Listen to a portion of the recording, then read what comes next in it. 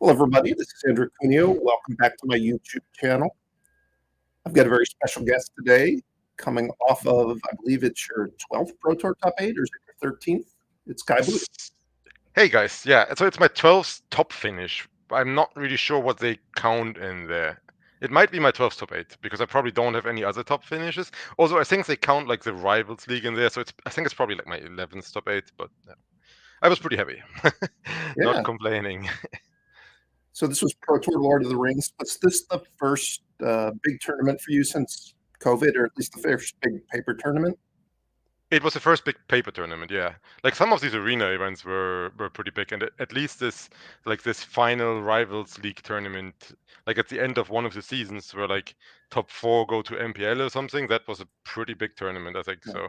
But yeah, it's definitely I think my last paper tournament. Actually, let me just look that up really quick. But I think that is correct. I think my last one was another Modern Pro Tour in Barcelona. If you don't count, like there was this regional championship in Brussels, like literally weeks before COVID Yeah. hit.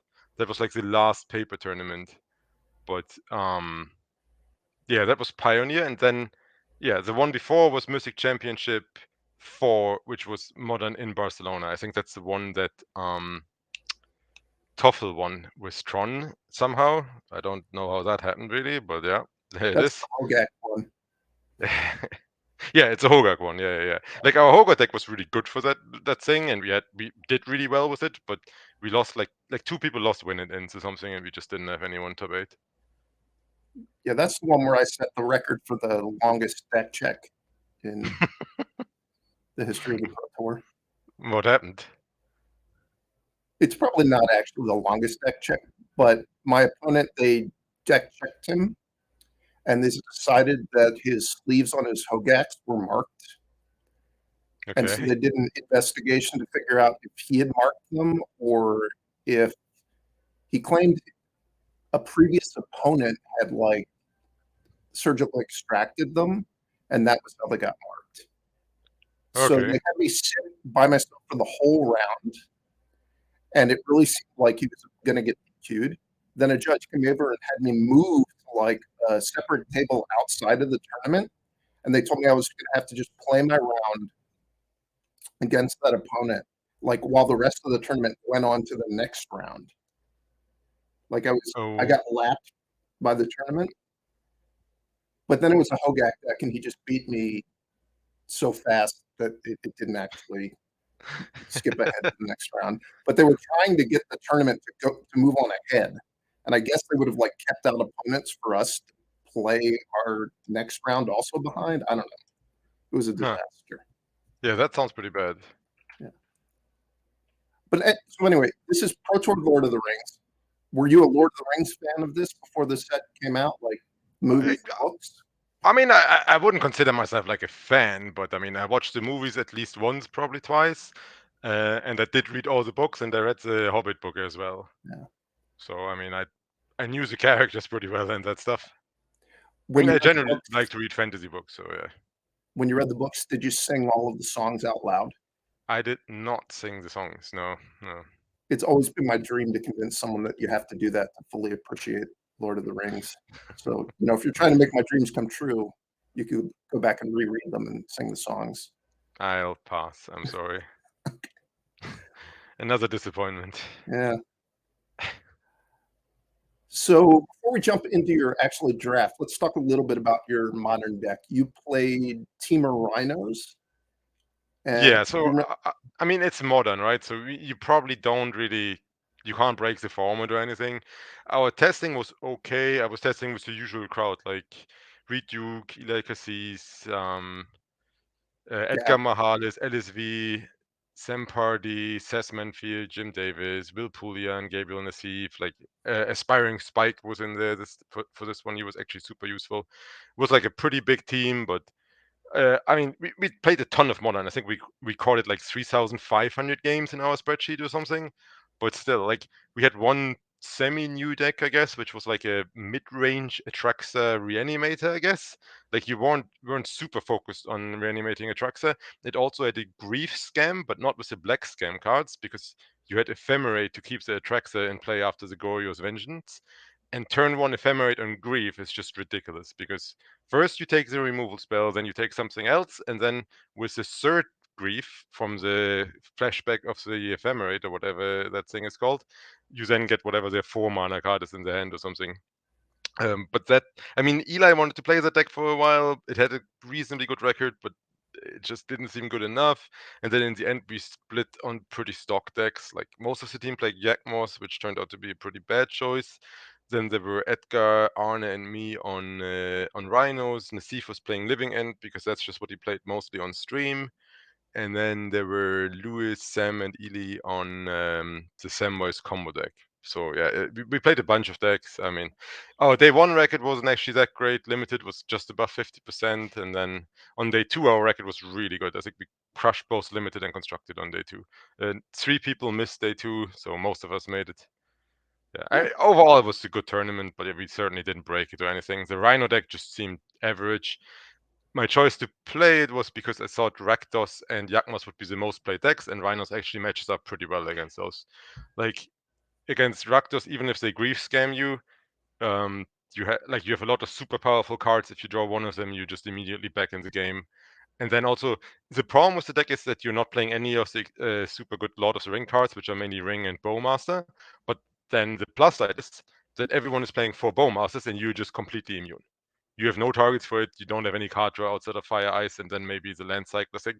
So they generally have to sideboard out Bowmaster. Yakmos even have to leave it in because of Court of Calling, but it really doesn't do anything. It's just 2 mana, 2/1/1s usually. And that was kind of nice to just blank one of the best cards in the format. Then the big downside is that everyone has, on average, 2 Chalices in their sideboard, like every single opponent, and that's obviously just super annoying. You could splash white. We tried that. We didn't like it. Instead, we were playing this Flame of Arnor card, which I don't think anyone had on their radar. In general, that card isn't modern power level, but then it just ticks all the boxes that you need. Like, you don't want to board in a shatter effect. Like, you could board in wear and tear, but then they have 2 targets for that in the deck, and they don't draw it, and you're sitting there with your wear and tear in your hand, and it just doesn't do anything. Flame of Arno destroys an artifact. So the 3 choices are destroy an artifact, draw 2 cards, and deal 5 damage. And Sheol Dread is also a pretty big problem. It's super good with the ring, and it's also a 4/5 against your Rhinos. So Flame of Arno deals with like a bunch of the problematic cards in the format. And then if there's a grindy game and they don't have a chalice, you just draw 2 cards. The big drawback is that it costs 3 mana, which is obviously bad. You would want to shatter your opponent's chalice on 2 and then cascade on 3. But I mean, in general, that card was great. It also pitches to all our pitch cards, Fury and the blue ones. Yeah, I thought that was actually a really good find, and we were super happy with that card. We also had main deck Dismember and Cresting Beast, which most other Rhino decks didn't. Cresting Beast is a little bit awkward because it's like a top end card that you can't pitch to your blue pitch cards. Like, it's super nice if your blue top end stuff, if your top end stuff is blue, but it's so good. You just go turn 3 Rhinos, turn 4 Cresting Beast, attacks them for 12. Yakmos has a huge problem blocking it, and it leaves the Grist Planeswalker. And then obviously, I mean, sometimes you go Rhinos, your opponent goes Ring, you go Questing Beast, and the game just ends right there. I mean, they usually can never come back from that. And Dismember is just a good card in the format. There's very few decks that don't play creatures, and then there's Yakmos, Sheol Dread, and then like stuff like Halfling and Omnas. So I mean, that card is just good. And life total doesn't really matter that much, I don't think. At least in this deck, you were pretty happy to pay for life for something like that. But yeah, I mean, the deck played out super well for me. I got definitely fortunate matchups.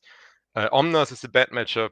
Like, game 1 is not even that bad, but then game 2, they bought in all their sideboard cards against Cascade stuff and all their sideboard cards against Demir control.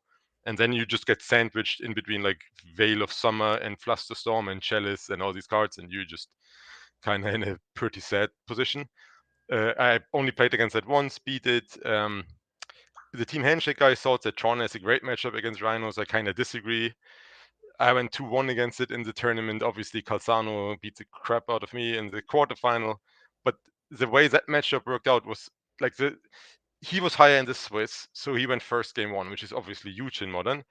And then because it's best of 5, there's 2 games without sideboard. Tron doesn't have a sideboard. My deck gets incredible. Like, I get so much better after sideboard when I bought out my dead removal and bring in Blood Moon and stuff. And yeah, like playing 2 pre-boarded games. This is very unfortunate. And then I also missed my third land drop, and he had pretty good draws. Although he did mulligan a lot, but yeah, I think his draws were just way better than mine. Yeah, I don't know. It didn't feel that bad, and yeah, I played against a ton of my better matchups and won all of these, so certainly no position to complain. So do you enjoy playing Modern? Yes, Modern was great. Like, I mean, people are complaining about these pitch cards, but all these pitch cards mean that you can't really do degenerate stuff. Like, you can't play some stupid combo deck that does something crazy because someone just goes, "Oh, Force of Negation, you're dead." Like, the games are super interactive. There's so many playable decks. I mean, I didn't draft all that much. I mostly played Modern, and it's just, I mean, it was just fun. Like, I can't imagine testing for the previous Pro Tour where you just play Rakta's Fable Mirrors for hours. I mean, that sounds miserable. But this one, like, there's so many good decks. There's so much interaction. I mean, I hope they don't ban anything. Like, at first I thought they should have to ban Ring, but after playing the format more, it's a good card, but it's perfectly fine. I hope they leave the modern format alone. They could unban some stuff, obviously, but yeah. Well, so I haven't played Modern really since Hogak. Um, I'd come to really hate Modern in part because I really dislike Tron. So I Yeah, haven't but played it since the Modern Horizon 2 cards came out. And watching people play, it seemed like it was actually pretty great gameplay with all the pitch cards. Like it kind of moved it more towards what Legacy used to be, or what it is now still in some ways, where you can, it's very easy to interact with a lot of the stuff your opponent's going to do, even if you don't have untapped mana, which I think actually makes for much better interactive games, like you were saying. for sure. And so early on in the tournament, I was watching, I was like, wow, this actually looks like it'd be a lot of fun to play. But then when they got to the later rounds of the Swiss, and it was just like watching people play Tron mirrors, I was like, I do not miss this at all. So yes, that's bad, but Tron. So it was a combination of Tron overperforming farming and just like the very best team in the tournament, these handshake guys playing Tron. So a lot of them were at the top of the Swiss, and then they played each other. But like, if you remove Team Handshake Tron from the stats, Tron had a 45% win ratio, and then on Sunday there was a special PTQ where only players that were qualified for the Pro Tour could play. So that was like a 150 player field for that PTQ. And again, Tron had a 45% win rate. And that was also what we thought of Tron going into the tournament. Like we didn't test Tron that much. We just weren't all that interested. We didn't think it was that great. Like my sideboard was pretty bad against it. I don't think Blood Moon is particularly good against Tron. I should have this Charmor card. Like it's like a 5 mana 4/4 flyer that's Stone Rain when it comes into play. And the mana cost gets reduced for colorless lands your opponent. Like I should have had 3 or 4 of those if I wanted to beat Tron. But I honestly don't like. I think that was just this tournament, and I don't think Tron is a super good deck or anything. It's one of the good decks, but like if people start to carry more hate for it, it's just going to stop getting played again. I think. Well, tell me what you think about this idea. I think what WotC should do is they should go through all their databases of decks people have ever submitted in any tournament and find all the people who have ever registered Tron. And then what they should do is they should ban Urza's Mine from Modern, but require all of those people to continue submitting decks that have 4 towers and 4 power plants. That would be a fair punishment. Yeah, I Yeah, mean, watching Tron mirrors is just excruciating for sure. Yeah. even So just playing against Tron, I always found to be so miserable because unless you play these really oddball cards, you can't really interact with what they're doing very well usually. And the Tron deck just overpowers you whenever it gets its good draw if you can't screw around with its lands. It's like yeah, exactly. it's just not very It's just fun to play with or against to me. yeah, like once they get like, I mean, usually they find the Ulamog or whatever, and you just can't really do much about it. Yeah. But yeah, I'm not a big fan of Tron, but I mean, it's probably not worth banning it. I think if people just carry more hate, it's just going to get played less and less again, and it's fine. Like Yeah, I I think don't think people had much hate for Tron in this one. realistically at this point, Tron's just part of Modern's identity. It's kind of like they're never going to ban Brainstorm and Legacy. I would assume they're never going to ban. They're never going to try to ban Tron so much that it stops being a part of Modern. I mean, maybe they'll ban like Karn the Great Creator at some point, or if there's really annoying things to get behind the great creator like Mycosynth Lattice, that'll probably stay on the ban list, but I wouldn't really expect much to change. Yeah, I don't think so either. I mean, again, I didn't think it was so bad. It was fine. It's not, yeah, Tron mirrors are bad, but like it's always the same thing. If there's like one big team that and then all of their players plays the same deck, I mean, it's not like you would want to watch Rhino mirrors or Yakmos mirrors. I mean, Yakmos mirrors maybe, but still, it's just not exciting, especially if you get a few of them. Yeah. I bet Yawgmoth mirrors are actually pretty fun. I played a fair Ah, amount of Yawgmoth in Historic, and playing those mirrors was fun at least. is it? Does that include Bowmaster? Probably not, right? Or is it in historic? Yeah, it is in Historic. Like you get some really weird trigger fights with bowmasters in Yakma's mirror. Like there's some really strange rules interactions. I didn't really follow that in our Yakma's meeting because I wasn't super interested. I didn't have bowmaster in my deck, so it wasn't gonna happen. But the casters would have their problems with that, I'm sure. The rules aren't really that strange, I don't think, but the decision making is a little bit hard because you can like where to throw the ping triggers from the Bowmaster if your opponent has a Yawgmoth is kind of strange because it's a little bit because they can always fizzle the triggers with the Yawgmoth. But then you always get a new one, right? And then it's also a bit weird that if you kill a bowmaster with your Yakmos, they still get a trigger from that, which is a little bit unintuitive for me at least, but that's how it Yeah. works. All right, Like, so let's move on to the actual point of this video and talk about some Lord of the Rings Limited. This format had been out for a long time before it was drafted.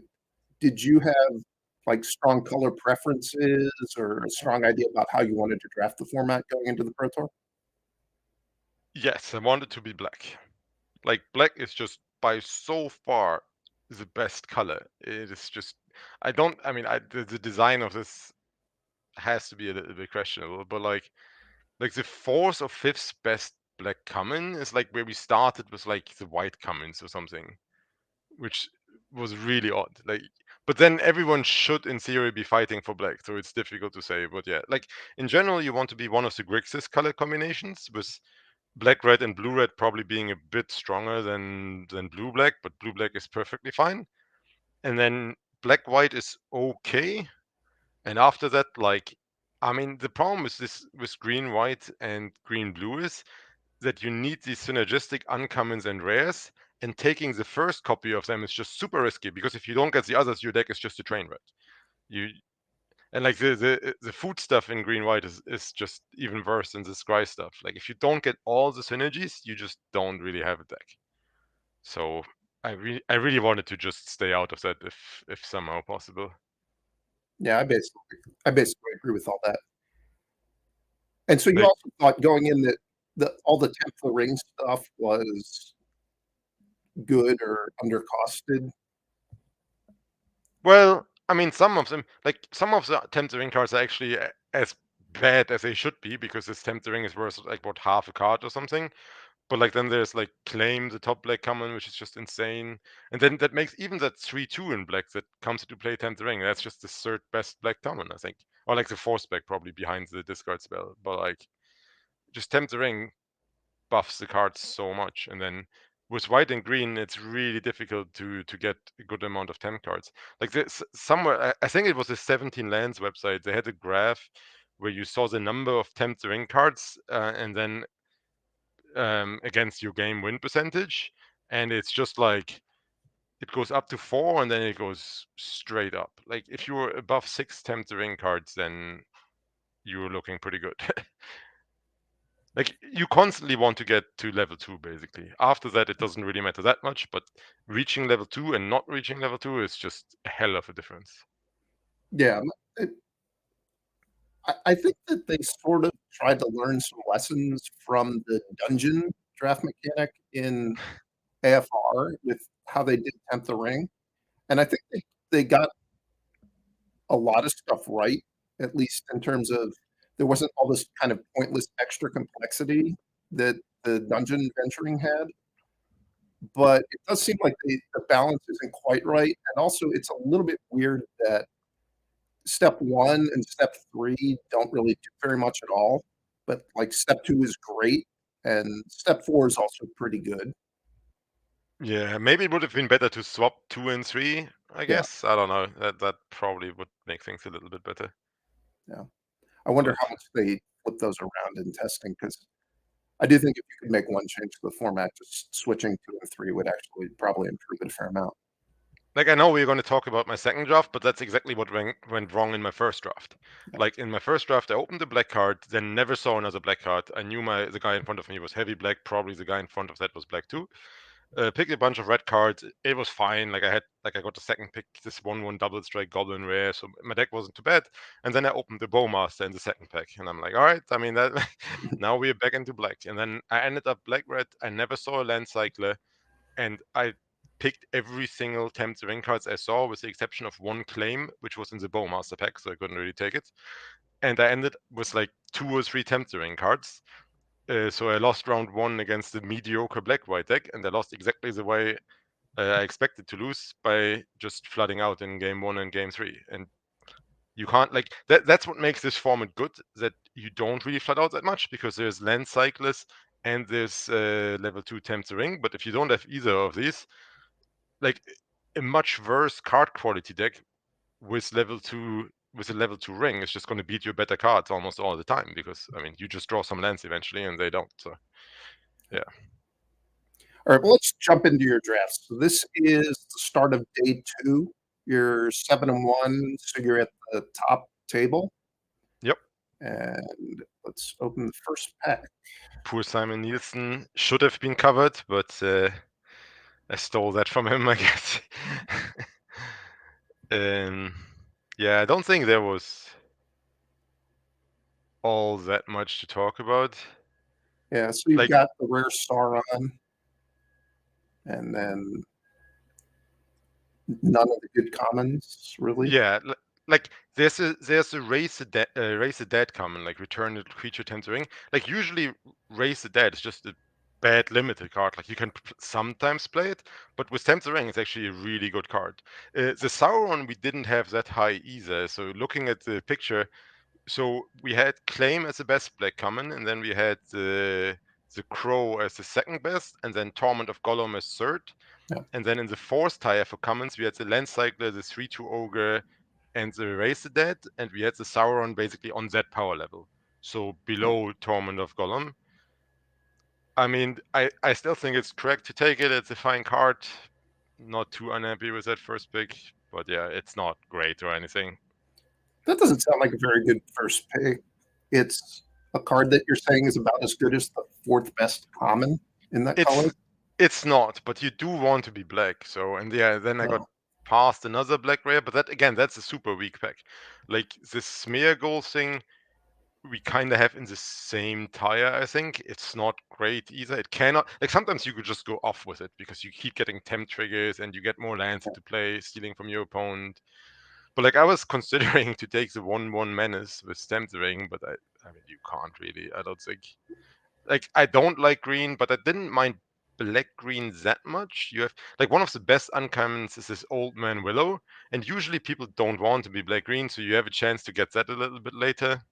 So I thought that was one of the questionable picks in the draft. Like, what do you do there? I thought you should have picked the Smeagol. I, Well, so that's what I did. yeah, I like that pick. Okay. Yeah, I talked to Logan Nettles about the draft too, and he said almost all the picks he would have done as well. Yeah. So here you've got the Uruk-hai Berserker, which that's the 3/2 you've been talking about that you like. And there's also a Frodo Baggins, which is a green-white card. Um, I don't know if you know What? who Ethan Sachs is. He's Lord Tupperware. Oh, wait, I know the Lord Tupperware nickname, Yeah. but So he tweeted about this pick here that he really thought you should have gone with Frodo Baggins, and he thought you should have gone into like a multicolored Legends deck. I think basically. So was I that a can consideration for you here? I can definitely see that. But again, like most of my preparation was done playing constructed, and I had done less than 15 drafts. Like the limited meeting we did, I thought was really good. LSV did a great job. But like drafting these kind of fringe decks like Multicolor Legends or Green White Food, I just had never done before and I didn't really feel comfortable with it. And there's one of the better black commons. Like you're super happy about Urukai Berserker. You would happily play 5 of them or whatever. So I mean I thought about it for a second, but I just didn't want to go there. But yeah, if I had done like 100 drafts or something and I knew how to build the deck, like the upside of Frodo is probably higher. But then again, you're also passing an Urukai Berserker like force, so the guy behind you is almost certainly going to take it and be black. I would definitely take the Berserker again in the same spot, just not being that comfortable drafting this multicolor food deck or multicolor legends deck. Yeah, unlike you, I've tried drafting the multicolored legends and the food deck some, or more than you did, it sounds like, and I still would just take the Urukai Berserker. I Yeah, I just don't I think mean, there's that much upside to trying to draft the multicolored legends or the like a food deck. You like just the real problem with these multicolor legends deck is that you really need to be heavily on one color. Like you can't just have 2 even colors and then play 3 of these filter lands into multicolor legends, because then your mana for your 2 main colors just stinks. Like I see that from people a lot, and like that's just not how it works. You can't play like 6, 5, 3, and 2 land cyclers or something. Then you're just not casting your main colored spells reliably enough. So I wasn't a huge fan of it, and I'm pretty happy with the Berserker pick there. yeah, I agree with that pick. I like that pick.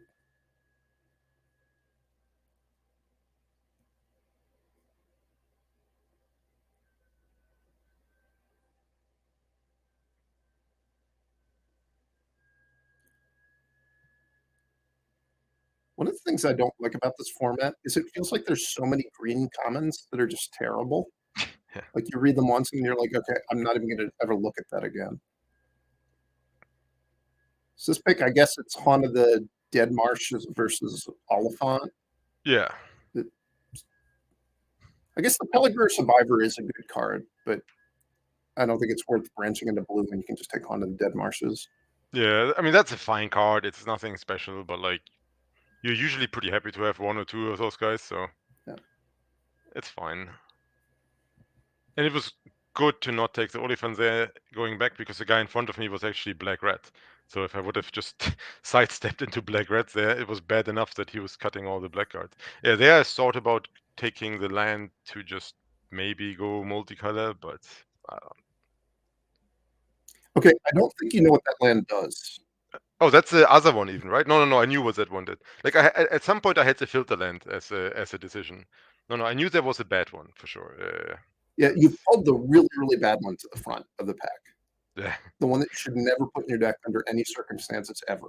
Probably irritated by the full art, but I'm 99.9% sure I was aware that when I read it that was not the one I wanted to take. All right, so here it's Taunt against again. I mean, I think Banished into Eteros is okay if you're white. There's no reason to go into white for it. Yeah, exactly. Like if you're white, you like to play 1 or 2 if you're low on removal, but yeah, I'm not going into white for that card.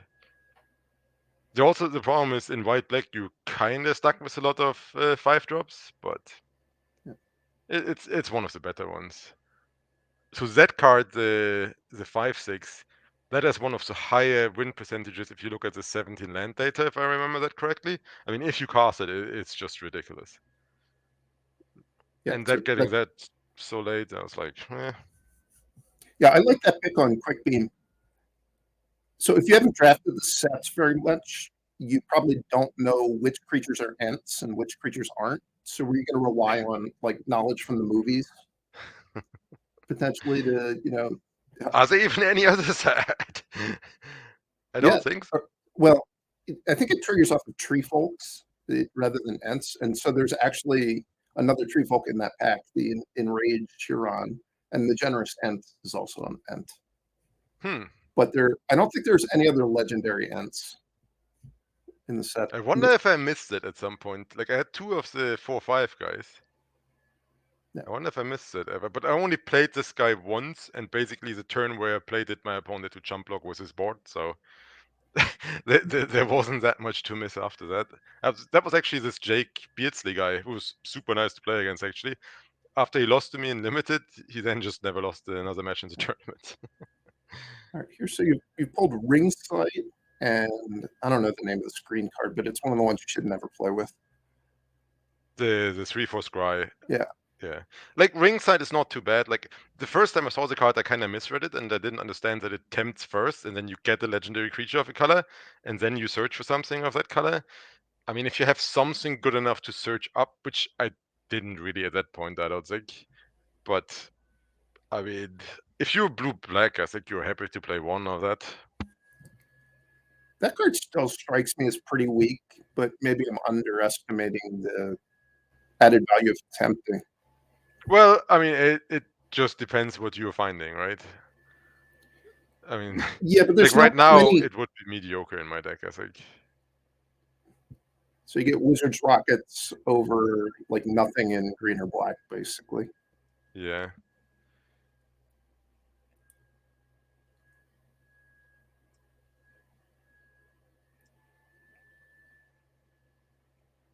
I mean, these packs are kind of weak, but at least there's always like green cards in there, which makes me kind of feel good. Also, there was at least one other. The problem with green is that there really can only be one other green drafter at the table. Otherwise, I don't think you're ending up with a good enough deck. There was at least one other green drafter at the table, and he was also green black and 2 seats in front of me. But in pack one, that didn't really feel like it. I felt like I got the cards I wanted, but yeah. Yeah, so this pack has one of my cards that I really dislike in the set, which is the uncommon blue-green Legolas. I really don't Oh, understand why they made multiple versions of the story characters and then like made some of them just an uncommon and just be terrible. yeah. Like, Like I'm not really sure what if they underestimated something there, but that guy should be at least a 3/4 or a 4/4 or something. Like it's just it, to me, it just made the set more confusing that there's multiple Legolases and they all have like a ton of clauses on them. So it makes it harder to learn what the cards do. And then what you eventually learn is just that the uncommon Legolas is unbelievably bad. yeah. The rare one is pretty good though. That makes up for something. I don't even think the rare one is that good. I mean, the rare one's I playable, mean, but so some like I had one game on Arena where my opponent activated it like 5 times or something. I mean, it can go nuts, but yes. But then even then, it's like a 1/4 for 3 that basically has a "you need to kill me" sign on it. Like your opponent will use premium removal on it because it's just too risky not to kill it. yeah. So I mean I'm super happy to have that thing in my deck. So anyway, back to the less annoying cards in this pack. There's the 3/2 elves for 3 mana, which is just pure filler, and you pulled Arwen's Gift to the front. So is this you're considering pivoting out green? Maybe if the start of the next pack you see good blue cards, or is Arwen's Gift a card you really like and you think this is really late position for it to be going? Uh, so I'm not a huge fan of Arwen's Gift because there's also this Blue Saga in the 4 mana slot, which is obviously way better, and it's usually not that difficult to get. But like, I also still hate green, and I don't really have much green. I have Smeargle and the 6 drop. Like, I'm still very willing to not be green if I open like a good blue card or something. Like, I'm not even sure what I'm taking there. I probably should have taken the Arwen's Gift, but the 3/2 would have been better. Yeah, okay, so I took the Arven's Gift. The 3/2 was actually ended up pretty good in my deck. I got another copy later because I ended up with a bunch of scry effects, so having a second of those would be nice.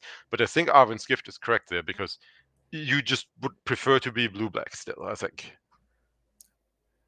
So you have to be really happy here that it's what this is going to be your ninth pick, and there's a Cyrodiil Patrol, which isn't Yeah, great, but it's a card you're going to play in your black deck almost always. no, I don't think so. Really? Yeah, the problem is it's just a 5 mana card, and there's a lot better 5 mana cards. Like I already have one 5 mana card, which is a Sauron. Then there's like a 5 mana black removal, Lash of something. And then if you're actually black green, you have the 4/5 trample, which is clearly better than this guy. Although I do have 2 Hound of the Dead Marshes, or whatever they're called, Yeah. which are pretty great with this patrol thing. But in general, I usually end up not playing the patrol. Really? Because I mean, it's a perfectly fine card, and the ability is pretty nice, but it usually just competes with better 5 mana cards. Like for example, in Black Red, you just always want this War Beast thing, which you usually get pretty late because people don't like it for some reason. I love that card, and like I often end up with 2 or 3 of them, and I would just never play the patrol over a War Beast. Yeah. That's fair in black red specifically. I kind of think the patrol is actually really close to your first pick, though, in terms of quality. Like, I don't think there's a Yeah. big difference between Sauron and the patrol. So where did we put the patrol?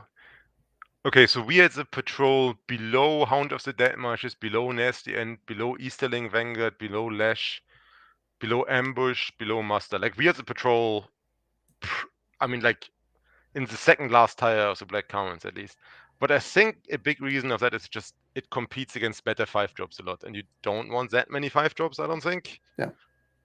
That yeah, but like in this deck with already 2 Hound of the Dead Marshes, I mean that's obviously pretty nice. And yeah, there it looks like green is just pretty underdrafted. I mean, like these cards are obviously bad, but I mean that they're still there. Yeah. So you've took one Lorien Lookout and one Bombadil Song. Yeah, like the song is kind of bad, but it has Tempering. So, and then also, if you run into the blue-red spell stack and they have the Scandal Sanction card, it's super nice to have at least one in your deck. So in late game, you can actually fizzle that when they target like a 1/1 or something and it would kill you. That's good. Although this sanction deck, it just like early on maybe it came together a lot more, but now that everyone is taking spells higher, I don't know. We thought that was kind of a trap. Like obviously, if you get it, it's great, but like it's usually you just want to like blue red. We thought was great, but usually it's just like cheap creatures, tempt the ring, and just have like a good curve. And yeah, like my deck is fine. I got a lot of play with at this point, I think, but they're all creatures. I don't have a single removal spell, and yeah, which is kind of Yeah. the pattern for the rest of the draft. Like my curve seems fine, a little bit high, but then I have a bunch of 1s and 2s already, so You don't really have a bunch of twos. You have one 1, two 2. drop. Yeah. But I mean, I think that's an okay first pack, but like nothing to be super excited about or something.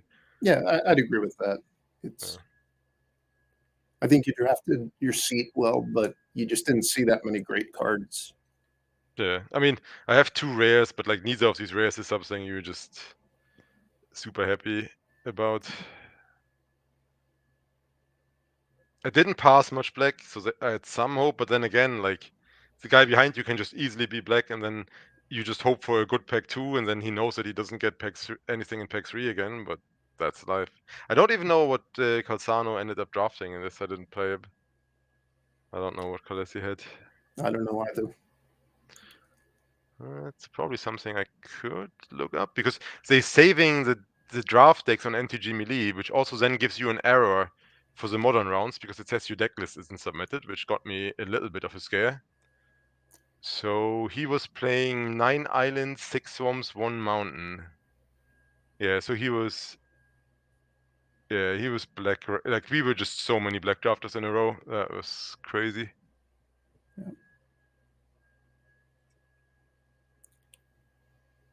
Yeah, there was like so both the guys in front of me were black, then I was black, and then Calzano behind me was black. Which kind of explains why I never saw a removal spell in the draft.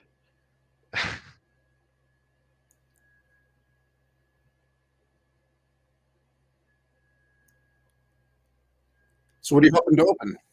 Removal. I mean, okay, this is yeah. Like I already had a Bowmaster in draft 1 and it was also full art, so that was a little bit ridiculous. Rich Hone told me good job to bring back the Bowmaster from day 1. Smart decision. But yeah, I mean, this pack was obviously kind of insane with Bowmasters and Claim and Rise of the Witch King. So, do you look at the 17 lands data at all? I do sometimes. I don't have it committed to memory though, like you seem Yeah, to. like so. Yeah, I don't look at it too much, but Bowmasters has an insane percentage on that. Like literally one of the top 5 cards in the format, which really seems odd to me. It's obviously a great card, and then if your opponent is on level 2 Tempts the Ring, that trigger is not optional. They have to draw a card, so they have to trigger your Bowmaster. But it's also just a 1/1. Like I just don't quite understand how that thing is like on the level of like Horn of Gondor and other stuff like that. But You know, I can sort of see how it's so good. It's sometimes somebody plays it on turn two, and you've just if you've built your deck and you've got like a bunch of Arwen's Gift kind of cards or Lothlorien Reveal, just a bunch of card drawing, you're just like, okay, I can't cast most of the spells in my deck because I'm just yeah, going to die too fast. I mean, I had it in both drafts, and that just never ever happened. Like it was always a good card, but like it was a 1/1 and then they killed it. But yeah, so for our rankings, we had the Witch King, like the 5 mana black thing. We had that as the best card. Then we had Bowmaster. Then we had Nazgul, Call of the Ring, and then somehow the 6 mana 4/4 Felbeast thing. I don't have you played this format a bunch? Yeah, I I played it a just fair amount. I just didn't like that card at all, honestly. It just felt too expensive to me. But we had all these cards well above claim, so I think Bowmaster is a pretty easy pick here. Yeah, the actual, I don't know when you look at 17 lands, if you're looking at the best of one or the best of three data. In the best of one data, Bowmasters is just the best card by a lot. Hmm. It actually makes the set seem really, really unbalanced. Yeah, so you probably agree with the Bowmaster pick here, I assume. Oh yeah, this is there's it's not even close.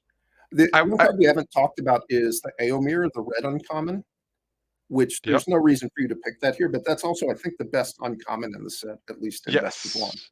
That is insane. Yeah. Yeah. Like that card is just so good. Yeah. And I didn't see much red in the first pack, so yeah, I think the guy on my right took the claim. At least he cast the claim against me, Yeah. but I was also pretty happy to see this rise of the Witch King here, because I already had 2 land cyclers, I believe, at this point. Yeah. And that is actually insane with the land cycler. And I assumed that had to table because it was a really strong pack, and then someone has to be black green and have the land cyclers, so that was good news. Well, I think there's a good chance it's going to table, but I don't know that it has to table. Mm, It is the kind of card that it's pretty easy to take thinking you might splash it. really? Doesn't seem strong enough to splash it to me. I don't know. It's a pretty powerful effect. Yeah. It is kind of bad in the set. Just it's not a great set for edicts, but it if you're actually getting to kill like a real like 3-drop with the edict effect, it's an incredibly powerful card. Yeah, so yeah, I actually would like to know what Calzano took first pick over Scroll of Isildur there when he ends up with 9 islands in his deck. That seems highly suspect to me Yeah. now that I'm thinking about it, because that card is actually insane. But I think the land cycler over the 4/5 is pretty straightforward. They already have 2 5-drops, so I really Yeah, want to that get the land cycler. I agree. That's a pretty straightforward pack. So we have another land cycler and some cheaper black cards. That gets a bit more interesting. I'm not a huge fan of this Easterling Vanguard, but like it is a decent 2-drop, so Yeah, so you're considering that because you don't have any 2-drops, and you've pulled the Sam's Desperate Rescue to the front, which is the raised head Tempt the Ring. yeah. So we were very high on Sam's Desperate Rescue, but obviously they get worse in bigger numbers. So I wasn't super happy to take one this high. I think I passed this one, but I'm not 100% sure. Yeah, so I looking at Calzano's deck list, I don't see anything that I would take over that saga. That's weird, but maybe they didn't like it so much. I don't know. It's been played a couple of times against me, and there was usually an artifact in play, and it was pretty busted. We also had it super high. This is a pretty easy pick here. Yeah. You just took the Sam's Desperate Rescue, which is the other appealing card in this pack, I would say. So you're going to take the Land Cycler soon. Yeah. Yeah, I'm super high on these land cyclers too. Like, ideally, you want 15 lands and 3 land cyclers, and then you're extremely happy.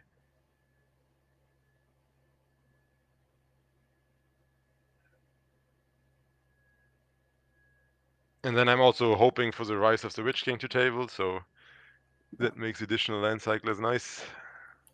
So we More have 2 drops. another Sam's Desperate Rescue and another Easterling Vanguard. What do you take there? I think I would have taken the Vanguard the first time over the Sam's Desperate Rescue, but I like winding up with 1 and 1. So given that Sure. you took the first Sam's Desperate Rescue, I would just take the Vanguard. Yeah. In the end, it might have been better to have the second rescue. I had a bunch of land cyclers, and I mean, you can never have enough tempting, but yeah, it was definitely fine.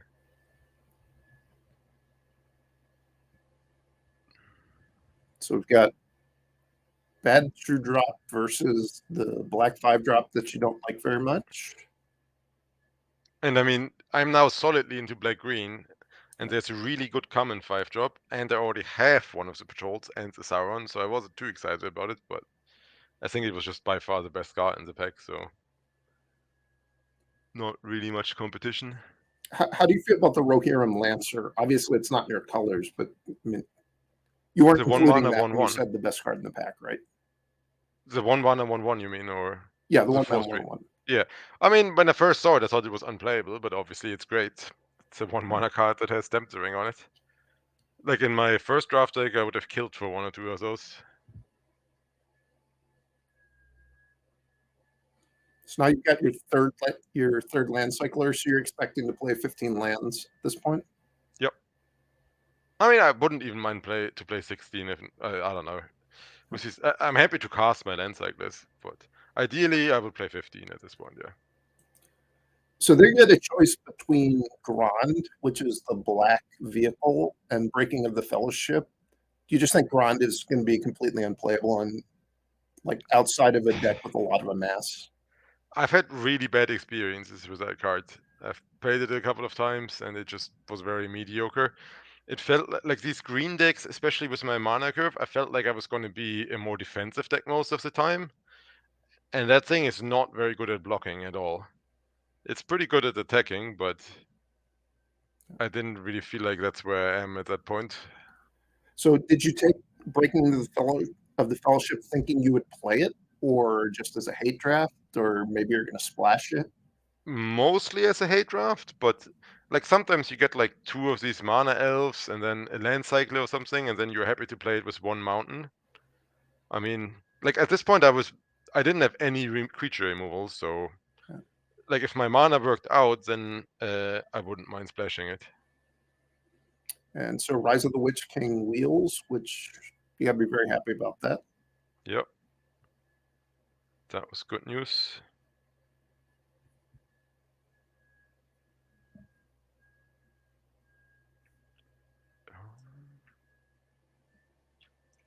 And now this is the 5 drop you've been saying you like better than Serathon Guild Patrol in green black. The 4/5 trample thing. Yeah. Yeah, Which is a tree folk that triggers your quick beam. I was not aware of that actually. Oh yeah, so I just looked up Greg Orange out of interest, and he played 9 swamps, 8 mountains. So we were actually 5 black drafters in a row. Yeah. That's kind of crazy. Megan Porter's nothing special, but at least it fits in your curve, I think, pretty well. You don't have many 4s right now. Yeah, exactly. I don't have any 4s, and I just picked up the 4/5s that tempt the ring. So if you play that guy turn 4, and then the 4/5 next turn, you have at least a 5/5 attacking. It's not too bad. The 3/4 Scry 2, I think there was a point in Magic where that would have actually been a card people would be pretty excited to pick.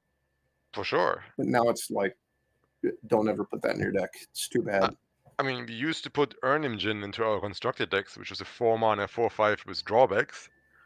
Yeah. Like a common 3/4 with a positive effect, that would have been a good common in a bunch of earlier sets in Magic for sure.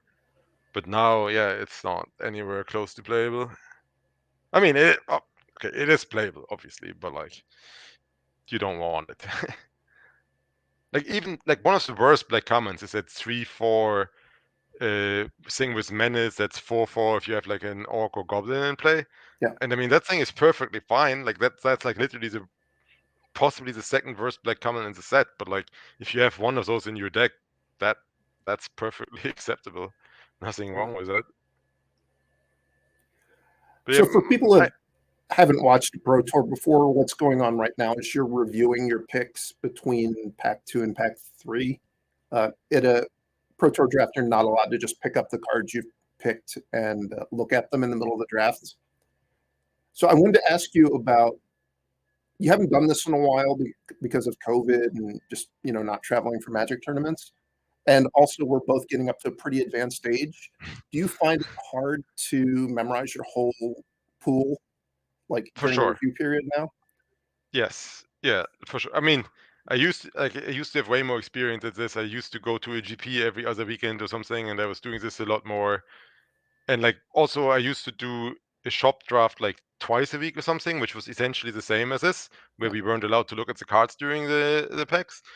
And I was completely used to that. Now, like in the review period, I actually train myself to like not to just remember everything, but like find the holes. So like not enough 2 drops, not enough 3 drops, not enough removal, because that stuff is just way easier to remember.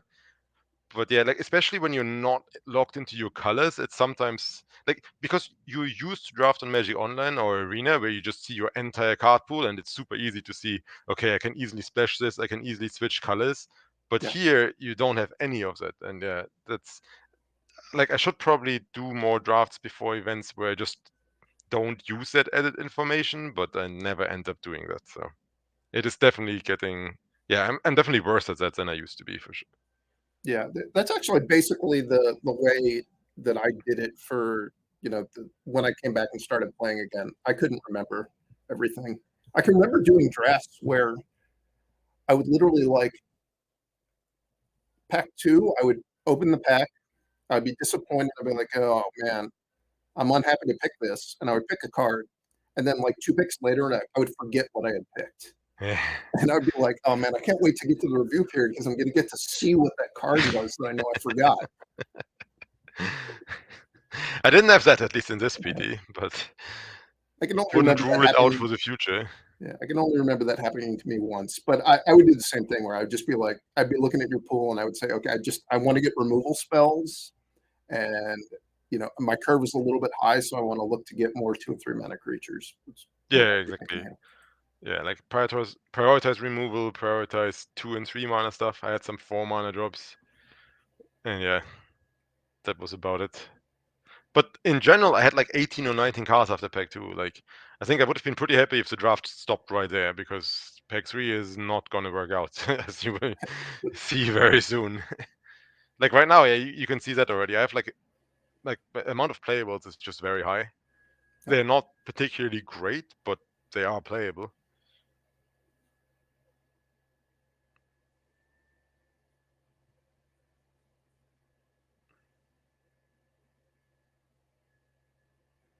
And that's also a horrible pack for me. yeah. I probably like this 1/1 Death Touch Spider more than most people, but still, you never want to first pick it. And I already had 2 1 drops, so the Shadow Summoning is obviously insane, but I mean, that 1/1 Death Touch thing is always making my deck, so Yeah. Shadow Summoning, it doesn't seem like a very good card to splash to me because no, no, no, no.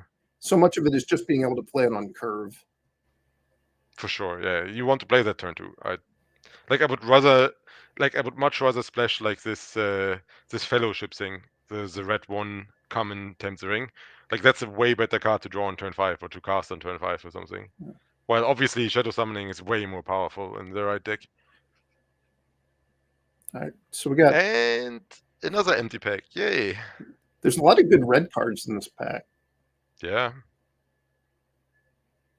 But no playable green or black cards whatsoever. Which is a little bit bizarre because pack 1 there were just so many green cards going around, but I mean I guess they That's just just the weren't. way the collation broke, though.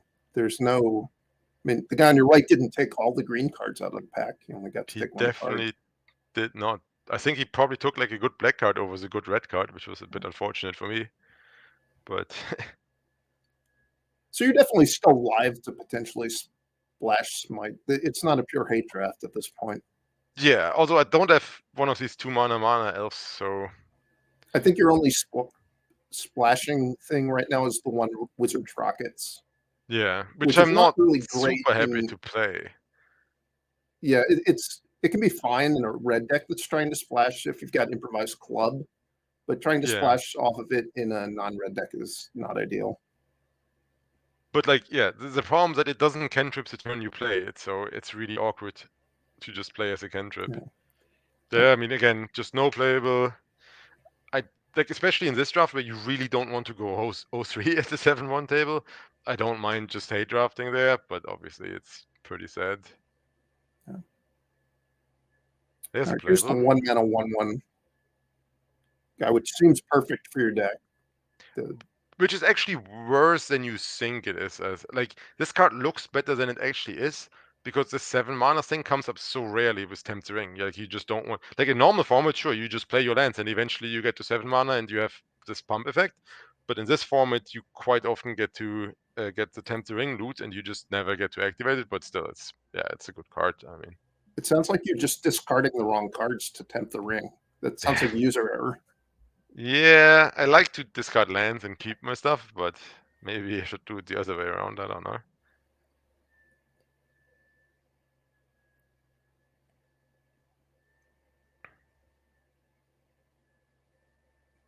And no playables. Oh wait, no, there was a. It's a What was it? 4/5. Oh, the hate draft actually later. I thought I was hate drafting like pick 2 through 6 or something, but turns out I wasn't. That 2-mana 1/1 mana guy is pretty good in your deck just because the curve is so high. Yep. Yeah. No. No. No. I was extremely happy to get that thing. Don't get me wrong. Like, Yeah. that. I would have gladly taken another one of those, but not available. But also, I did have a bunch of 1/1s at this point. And then my first opponent, like, you don't get open deck list. Oh, okay, this is actually a somewhat interesting pick because obviously this Beck and Porter thing is way worse than the 6 drop, but I already had one of the 6 drops and 3 land cyclers to cast on 6 mana. So I wasn't sure if I want a second one of these. And I was fairly low on 4 drops. I think I only had the 3/4 and another Beck and Porter, so I took the 4 drop there. What do you think? I like that pick. Just for mana curve reasons, I thought that was a good pick. Yeah. Got another one. And yeah, there's an empty pack again. But yeah, what I wanted to say, like, I have a bunch of 1/1s and a bunch of expensive cards, and then my first round opponent hands me his deck list, and you don't get the exact deck list, you only get the card pool that they drafted, and then there's the red X spell that cleaves 1 damage to everything, and Battle of Bywater. I'm like, right, that's the 2 cards I wanted to see. Perfect. Like, one thing that sweeps my 1/1 and one thing that sweeps my big stuff. And that's exactly what happened game 1 too, but fortunately he had pretty bad draws in the other 2 games. So this is a pick that I think, yeah. So you take Celeborn the Wise over many partings, which I think that was not a very good pick. Really? I hate many partings. Well, it isn't great for sure, but you do potentially still want to splash red. And like you got the Los Pathfinder, so it's more attainable. And I that think I was. Celeborn card, I think, it's worse than the 4 mana, just 3/4 scry 2 in your deck. Mm, so at this point, in my head at least, I wasn't splashing red. Like, I didn't have an Oliphant, I only had 1 mana elf, I didn't expect to get another one. And I knew that I had a ton of playables in black green. So Yeah. I was expecting not to splash. And then, I don't know, this many part. It seems so weak to me. I'm just not a big fan of that card. It, that's fine. I don't necessarily disagree. I just think Celeborn is incredibly bad. Hmm. So I had a bunch of synergies with that. Like, I had the 1/3 2 drop that I wanted to play, and then I had the 3 mana 3/2 that I wanted to play.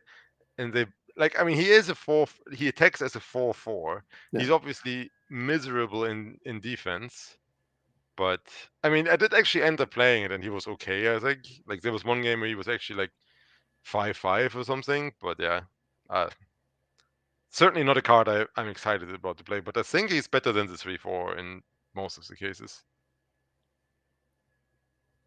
Oh, also it's a legendary creature, which, I mean, I had some Tempt Wings, but I don't have that much, and I did have the 2 Hounded Marshes, so I was like kind of happy to just get another legendary creature that allows me to buy these back. But I also don't really understand that pick. You've been hate drafting so much, and then you just left Shadowfax in the pack and hate drafted, or you didn't hate draft. You took Revive the Shire, which I assume you're not Yeah. going to play with.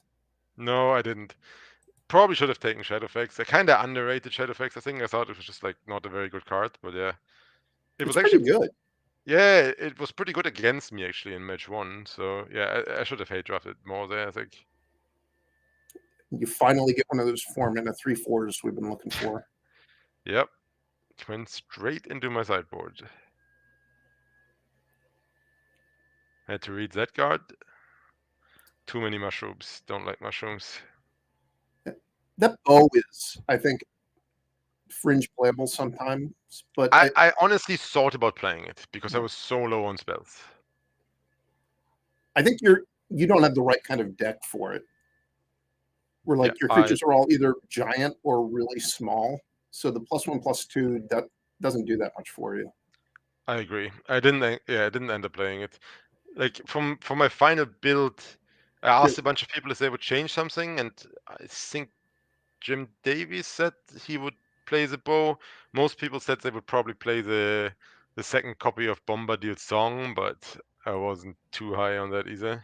so this is your final build, which I think the main decision is just whether or not you try to splash Smite the Deathless, but you didn't even pick the many partings, so you almost couldn't do it. Yeah, yeah. I don't like splashing. If if I can have a two-color deck in this format, I'm not a huge fan. But yeah, like so the main problem was this deck. I mean, this deck is fine. It's nothing special. It's not bad, but like just not having creature. Like if you just add one, is it Lash of Pain? The Lash of the black Balrog. Lash of the Balrog. If you add one of these and one Ends Fury, the green fight card, which are both like fifth or sixth pick usually or later, then I think this deck is actively good. But like just without any creature removal, it's yeah, I don't know. I wasn't too happy. I was kind of hoping that other people didn't get great decks either, but which kind Well, of seemed to be true. I mean, I don't know. it definitely seemed like the way the packs broke, nobody at the table was really trying to draft the good red decks, or at least it, there were a lot. There was that really light Gandalf Sanction and that really late Shadowfax, which makes me Well, feel like you were just fighting for black cards with most of the people at the table. I don't consider white red to be particularly good. I don't know. Do you like white red? I thought that's like pretty shitty deck overall. Well, I think I've drafted too much best of one on Arena, which warps your view of things. Like it makes decks like white red seem better than they are in best of three. Yeah, probably. Like, so there was this one guy, Martin Dominguez, that was my loss in here, and he was just black red, like just like the black red, the usual good cards. Like he had like a Gosmog, he had the Eoma of the Riddle Mark that I passed him. Then he had There and Back Again, which is a 5 mana saga that puts a smoke token into play. Then he had Book of Mother Bool, Acclaim the Precious, and then Smite the Deathless. And oh, another card I missed, Shelob's Ambush. I just never saw one in the draft. I wanted to have one so badly with my stupid 1/1s that I can recur, but that just never came up. And yeah, like it was some more close games against him. The game I won, he just flooded out, but like he just seemed to have like a good black red deck, and it was just way better than what I had. So against a black red opponent, did you consider boarding in Smite the Deathless and just hoping it worked out with the Smeagol trigger? No, Oh, because that is extra fixing. that is extra fixing, correct. Yeah. Could have considered that. I don't think I activated Smear Goal a single time. I like that's kind of what I like. The card sometimes it does something, but like especially that all my opponents knew that I had Smeargle in my deck, I would never get just like this turn 2 attack, they trade off, and then I play a Smeargle post combat. Like that just never worked. They just always took the damage, which that's kind of what open deck list does to you. I think usually people walk into these rares a bit more because they're rare and they don't play around it. But It, yeah, you also just don't have any things that would attack on turn three that people would block. I mean, there's the Vanguards, then there's this 1/1s, but yeah, it's not much. Yeah, But I but mean, the one ones, that's it's not like you're going to be attacking and they're going to be like they're going to have something they're going to trade with the 1/1. You're yeah. just going to be attacking the 1/1 to something, and they're going to know something's up. But I mean, that's just how Black Green works, right? Like, there is not much. Like outside of the Vanguard, what do you want to attack with on turn two? Like, there's Mordo Muster. That's also nothing you would want to attack with on turn three. Yeah, I'm just I saying that mean, I don't think that the open deck lists had that much to do with it. It's just the nature sure, of what the cards are. it definitely doesn't help though. But yeah, like the 3/2 elf was actually pretty good for me with the scry thing. Like that came up a couple of times here and there. Like once my opponent actually had to kill it, or it would have grown every turn. Like I think in that game I had the 2 drop, the 1/3 as a ring bearer, so he couldn't really. I mean, he could block that. He had like a 1/4 or something, but that thing got a free attack in every turn to scry one, and then he had to kill the chance mad elves. Otherwise, it was getting out of control. Yeah. So you But said you yeah, wound up going 2-1 with this deck. yeah, I went 2-1 with the stack, which I was obviously super happy with. I lost to Dominguez, which, yeah, I mean, just a better deck. I don't think there was much to say about it. I won the super close match against Zach Kine in the first round. I think my deck is probably better, but like he had to splash a bunch of cards. He didn't really get there with White Red, but he had a lot of Thames Ring stuff, and that gave me some trouble. And then the last round, I played against Jake Beardsley, the guy who actually ended up winning the PT. And he had this typical blue-red spells kind of train wreck. Like he only had 1 or 2 of the cantrips, and then he had 3 of these Flamesmith guys, the 2/1s for 2. And then he had the Fury Inscription, but not really the cards to go with that. He did have a 1 ring, which he never drew against me, but that that card was way worse and limited than we expected it to be. Although, if you have it, blue red spells is one of the better decks for it. Yeah. So you can actually like end the game with 2 clubs or something, or like after you draw 3 or 4 cards, you just sacrifice it to a club and you're rid of it.